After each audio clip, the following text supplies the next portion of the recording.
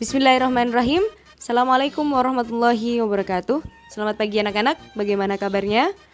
Semoga anak-anak di rumah dalam kondisi yang sehat walafiat tanpa kurang suatu apapun. Pagi ini, persiapkan diri anak-anak, persiapkan juga alat tulisnya. Dan sebelum kita mulai pelajaran tarikh pada pagi ini, mari kita mulai dengan membaca basmalah terlebih dahulu. Bismillahirrahmanirrahim. Nah, anak-anak kelas 8, pada kesempatan sebelumnya kita telah belajar tentang Bilal bin Rabah dan Hamzah bin Abdul Muthalib. Pada kesempatan ini kita akan beranjak ke kisah salah satu sahabat as-sabiqunal awwalun lainnya, yakni Abdurrahman bin Auf. Ada yang sudah pernah dengar nama ini? Ya, Abdurrahman bin Auf adalah sosok sahabat yang terkenal dengan kepiawaiannya dalam berdagang. Beliau adalah saudagar yang sangat kaya raya. Abdurrahman bin Auf telah masuk Islam sebelum Nabi Muhammad SAW melakukan pembinaannya di rumah Arqam bin Abil Arqam. Kira-kira sekitar 2 hari setelah Abu Bakar As-Siddiq masuk Islam. Setelah masuk Islam, Abdurrahman bin Auf termasuk dari sahabat yang setia. Beliau selalu mengikuti seluruh peperangan bersama Nabi Muhammad SAW, termasuk perang Badar. Ketika hijrah ke Madinah, Abdurrahman bin Auf dipersaudarakan dengan Sa'ad bin Rabi' al-Ansari, seorang saudagar kaya yang pemurah dari Madinah. Pada saat itu, Abdurrahman pernah ditawari Sa'ad untuk memilih salah satu dari 2 kebunnya yang sangat luas. Kalau kita menjadi Abdurrahman bin Auf, tentunya kita mau-mau saja memilih salah satu dari kebun tersebut, bukan? Tapi uniknya, istimewanya, Abdurrahman bin Auf menolaknya. Bahkan ia hanya meminta kepada Sa'ad untuk menunjukkan lokasi pasar di daerah Madinah.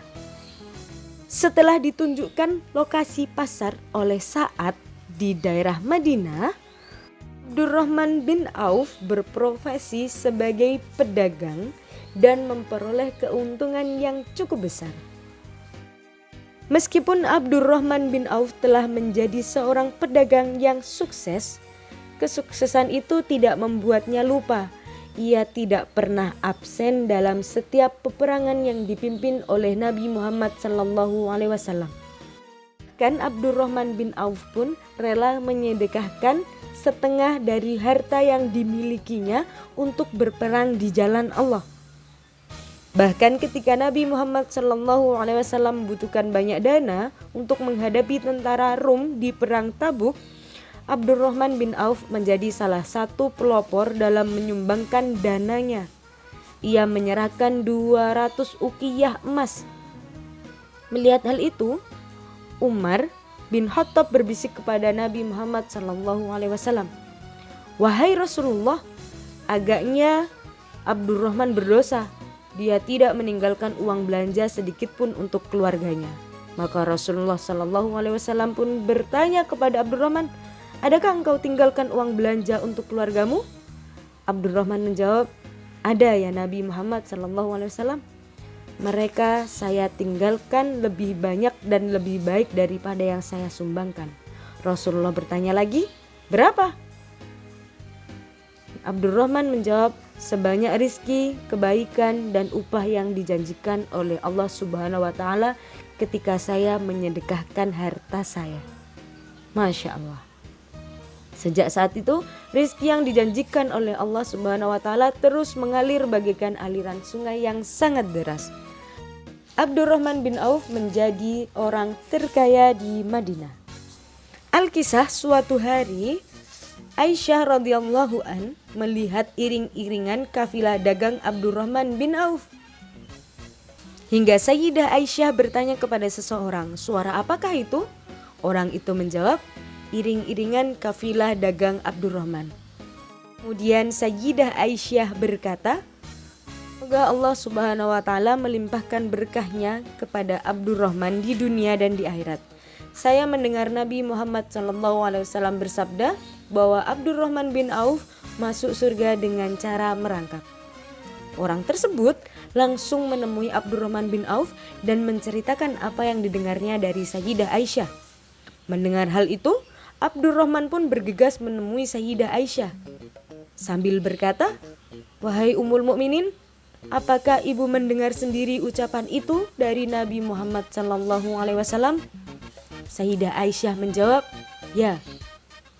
Kemudian Abdurrahman bin Auf pun berkata, "Wahai Sayyidah, seandainya aku sanggup, aku ingin memasuki surga dengan berjalan." Sudilah Sayyidah Aisyah menyaksikan bahwa kafilah ini dengan seluruh kendaraannya dan muatannya kuserahkan semuanya untuk jihad fisabilillah. Saat itu Abdurrahman bin Auf menjadi golongan sahabat yang dijamin masuk surga. Bahkan setelah beliau mendengar bahwa dirinya telah dijamin masuk surga, semangat berinfak dan bersedekahnya pun semakin meningkat. Tidak kurang dari 40.000 dirham perak, 40.000 dirham emas, 500 ekor kuda perang, dan 1.500 ekor unta ia sumbangkan untuk perjuangan menegakkan panji-panji Islam di muka bumi ini. Mendengar hal itu, Sayyidah Aisyah radhiyallahu an berdoa, semoga Allah Subhanahu wa taala memberikan minum kepada Abdurrahman bin Auf dengan air dari telaga Salsabil, yakni nama sebuah telaga di surga. Abdurrahman bin Auf wafat dengan membawa amalnya yang sangat banyak. Saat pemakamannya, Amirul Mukminin Ali bin Abi Thalib berkata, "Anda telah mendapat kasih sayang Allah Subhanahu wa taala dan Anda telah berhasil menundukkan kepalsuan dunia dengan imbalan akhirat yang luar biasa." Semoga Allah Subhanahu wa taala senantiasa merahmati Abdurrahman bin Auf. Amin. Nah, demikian anak-anak kisah dari sahabat Abdurrahman bin Auf. Kemudian selanjutnya kita akan mengulas dari 5 sahabat as-sabiqunal awwalun yang telah kita pelajari dari kesempatan-kesempatan sebelumnya.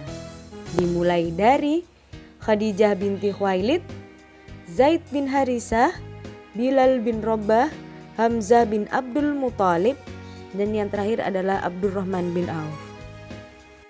Khadijah binti Khuwailid adalah istri Nabi Muhammad SAW yang memiliki jiwa juang yang tinggi, dan beliau telah mengorbankan seluruh hartanya untuk perjuangan Nabi Muhammad SAW. Khadijah telah menjadi penenang jiwa ketika Rasulullah diangkat menjadi seorang rasul, dan Khadijah pun mendukung dengan penuh semangat menerima kenabian Nabi Muhammad SAW. Kemudian yang kedua, Zaid bin Harisah. Zaid bin Harisah adalah seorang budak yang dimerdekakan oleh Nabi Muhammad SAW. Setelah masuk Islam, Zaid bin Harisah menemani dan melindungi Nabi Muhammad SAW ketika Nabi melakukan dakwahnya ke daerah Taif, yang mana penguasa Taif pun menolak seruan Nabi Muhammad SAW. Pada saat itu, Nabi Muhammad SAW lempari batu sehingga tubuh Nabi Muhammad dipenuhi dengan luka, bahkan berlumuran darah. Zaid bin Harisah pada saat itu berusaha melindungi dari tindakan penduduk Taif. Akibatnya, tubuh Zaid bin Harisah pun menderita luka yang cukup parah, bahkan sekujur tubuhnya berlumuran darah. Kemudian yang ketiga, Bilal bin Rabah. Sosok budak berkulit hitam yang ketika beliau masuk Islam sering disiksa oleh majikannya, hingga akhirnya dimerdekakan oleh Abu Bakar As-Siddiq. Bilal bin Rabah ditunjuk sebagai orang pertama yang mengumandangkan azan atau muazin dalam sejarah Islam. Yang keempat, yakni Hamzah bin Abdul Muthalib, sang kesatria muslim yang handal. Beliau sangat aktif dalam peperangan melawan kaum musyrikin dalam perang Badar, pedang Hamzah banyak menghabiskan nyawa kaum kafir. Bahkan seorang petinggi Quraisy yakni Abu Jahal juga ikut binasa dengan kelihayannya. Yang terakhir yakni Abdurrahman bin Auf. Kisah yang menarik ketika beliau ditawari oleh Sa'ad memilih 2 kebun yang sangat luas, Abdurrahman menolaknya. Bahkan Abdurrahman bin Auf hanya meminta kepada Sa'ad untuk menunjukkan lokasi pasar di Madinah. Sejak saat itu beliau berprofesi sebagai seorang pedagang. Kesuksesannya dalam berdagang pun tidak pernah menjadikannya lupa untuk selalu beribadah kepada Allah Subhanahu wa taala. Bahkan ketika Nabi Muhammad SAW membutuhkan banyak dana untuk menghadapi tentara-tentara musuh Islam, Abdurrahman bin Auf menjadi salah satu pelopor yang menyumbangkan dana terbesar. Bahkan ia menyerahkan 200 uqiyah emas. Wallahu a'lam bishawab. Nah, begitulah kisah dari beberapa sahabat as-sabiqunal awwalun. Nah, anak-anak, mungkin cukup sekian pelajaran tarikh kita pada pagi ini. Bu Rizka mohon maaf apabila terdapat banyak kesalahan dan kekurangan dalam menyampaikan materi pada pagi ini. Semoga anak-anak bisa menerimanya dengan baik dan bisa mengambil hikmah-hikmah dari cerita-cerita yang Bu Rizka sampaikan. Mari kita akhiri pelajaran tarikh pada hari ini dengan membaca hamdalah bersama-sama. Alhamdulillahirabbil alamin. Tetap dijaga semangat belajarnya, jaga juga kesehatannya. Semoga Allah selalu melindungi anak-anak dimanapun kalian berada. Bu Rizka akhiri, wassalamualaikum warahmatullahi wabarakatuh.